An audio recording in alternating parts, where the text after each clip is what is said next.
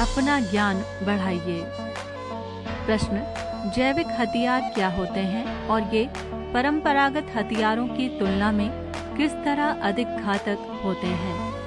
उत्तर, जैविक हथियार प्राकृतिक रूप से विद्यमान होते हैं तथा प्रयोगशाला में विकसित एवं उत्पादित किए जाते हैं। ये जैविक हथियार विषाणु, कवक या प्रोटोजोआ युक्त हो सकते हैं। ये मानव शरीर या पशु पक्षियों के शरीर में प्रवेश करके रोग पैदा कर सकते हैं तथा वनस्पतियों और फसलों को नष्ट कर देते हैं। इन जैविक तत्वों का उत्पादन, पुनर्उत्पादन और संवर्धन करना काफी आसान होता है तथा इन्हें एक बड़े भौगोलिक क्षेत्र में हवा जल संक्रमण व पशु मानव संक्रमण द्वारा तेजी से फैलाया जा सकता है।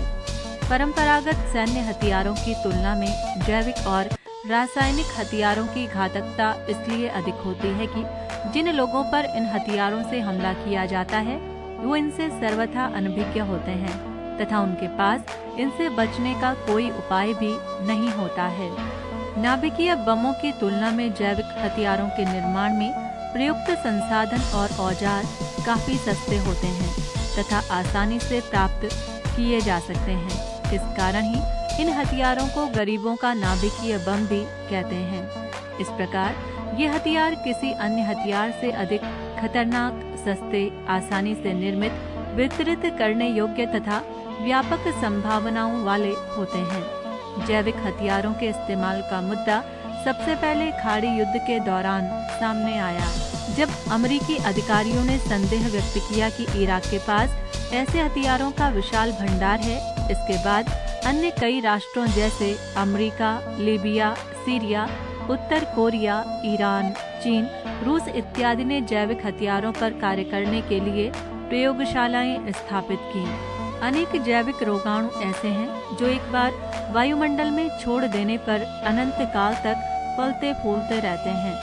प्लेग, भ्रंश घाटी बुखार, क्यू बुखार, पूर्वी इंसेफेलाइटिस, एंथ्रेक्स तथा छोटे चेचक कुछ परंपरागत जैविक हथियार हैं। रासायनिक अभिकारकों से अलग जो निर्जीव जीवाणु और विषाणु होते हैं, संक्रामक एवं प्रजनक हो सकते हैं। यदि वे वातावरण में स्थापित हो जाते हैं तो उनकी संख्या अन्य हथियारों के विपरीत अपने आप ही क्रमशः बढ़ने लगती है और तब वे लंबे समय तक काफी खतरनाक बने रह सकते हैं।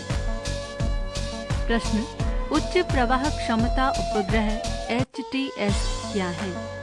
उत्तर, उच्च प्रवाह क्षमता उपग्रह HTS एक संचार उपग्रह है जो पारंपरिक संचार उपग्रहों या स्थिर उपग्रह सेवा की तुलना में अधिक प्रवाह क्षमता प्रदान करता है।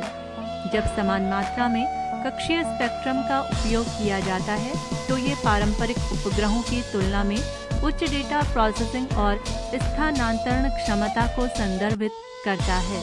एक उपग्रह इंटरनेट सेवा प्रदाता ह्यूजेस कम्युनिकेशंस इंडिया ने इसरो द्वारा संचालित उपग्रहों के लिए भारत की पहली उच्च प्रवाह क्षमता उपग्रह ब्रॉडबैंड सेवा शुरू की है।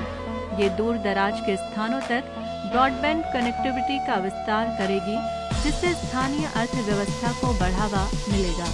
ये सेवा सामुदायिक इंटरनेट पहुंच के लिए वाईफाई हॉटस्पॉट, प्रबंधित SD-WAN समाधान, मोबाइल नेटवर्क पहुंच बढ़ाने और छोटे व्यवसायों के लिए सैटेलाइट इंटरनेट जैसे अनुप्रयोगों का समर्थन करेगी।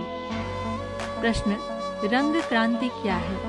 उत्तर, रंग क्रांति पूर्वी यूरोप के पूर्व साम्यवादी देशों में 2000 के दशक में प्रारंभ हुए विद्रोहों की श्रृंखला को संदर्भित करता है, किंतु मध्य पूर्व और एशिया में लोकप्रिय आंदोलनों के संदर्भ में भी इसका प्रयोग किया जाता है।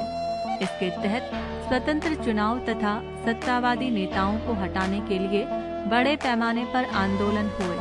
इस श्रृंखला में शामिल अन्य क्रांतियां हैं ऑरेंज क्रांति, ये नवंबर 2004 से जनवरी 2005 के बीच यूक्रेन में हुए विरोध प्रदर्शनों को संदर्भित करती है। ट्यूलिप क्रांति, इसे पहले किर्गिज क्रांति भी कहा जाता है। इसके कारण वर्ष 2005 की शुरुआत में किर्गिस्तान के राष्ट्रपति को पद से हटा दिया गया था। जैस्मिन क्रांति। ये क्रांति ट्यूनीशिया में दिसंबर 2010 से जनवरी 2011 के बीच घटित हुई। ये विद्रोह देश में अंतर्निहित भ्रष्टाचार, बेरोजगारी, मुद्रास्फीति और राजनीतिक स्वतंत्रता की कमी के विरोध में था। प्रश्न, मानव विकास सूचकांक यानी ह्यूमन डेवलपमेंट इंडेक्स क्या है? उत्तर, मानव विकास सूचकांक एक सूचकांक है जिसका उपयोग देशों को मानव विकास के आधार पर आंकने के लिए किया जाता है। इस सूचकांक से इस बात का पता चलता है कि कोई देश विकसित है या विकासशील। मानव विकास सूचकांक जीवन प्रत्याशा, शिक्षा और प्रति व्यक्ति आय संकेतों का एक समग्र आंकड़ा है जो मानव विकास के 4 स्तरों पर देशों को श्रेणीबद्ध करने में उपयोग किया जाता है। जिस देश की जीवन प्रत्याशा, शिक्षा स्तर और जीडीपी प्रति व्यक्ति अधिक होती है उसे उच्च श्रेणी प्राप्त होती है।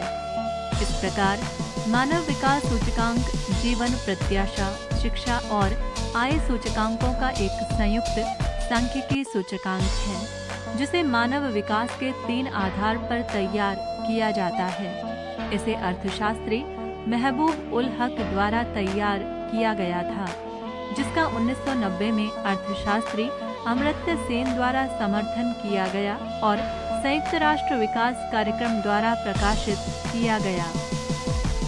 प्रश्न, जनहित याचिका यानी पब्लिक इंटरेस्ट लिटिगेशन PIL है? उत्तर, जनहित याचिका यानी PIL मानव अधिकारों और समानता को आगे बढ़ाने या व्यापक सार्वजनिक चिंता के मुद्दों को उठाने के लिए कानून का उपयोग है। जनहित याचिका की अवधारणा अमेरिकी न्यायशास्त्र से ली गई है। भारतीय कानून में PIL का मतलब जनहित की सुरक्षा के लिए याचिका या मुकदमा दर्ज करना है। ये पीड़ित पक्ष द्वारा नहीं बल्कि स्वयं न्यायालय या किसी अन्य निजी पक्ष द्वारा विधिक अदालत में पेश किया गया मुकदमा है। ये न्यायिक सक्रियता के माध्यम से अदालतों द्वारा जनता को दी गई शक्ति है। इसे केवल सर्वोच्च न्यायालय या उच्च न्यायालय में दायर किया जा सकता है। ये रिट याचिका से अलग है जो व्यक्तियों या संस्थानों द्वारा अपने लाभ के लिए दायर की जाती है, जबकि जनहित याचिका आम जनता के लाभ के लिए दायर की जाती है। जनहित याचिका की अवधारणा भारत के संविधान के अनुच्छेद 39A में निहित सिद्धांतों के अनुकूल है ताकि कानून की मदद से त्वरित सामाजिक न्याय की रक्षा और उसे विस्तारित किया जा सके। वे क्षेत्र जहां जनहित याचिका दायर की जा सकती है प्रदूषण, आतंकवाद, सड़क सुरक्षा, निर्माण संबंधी खतरे आदि। पृष्ठ संख्या 169।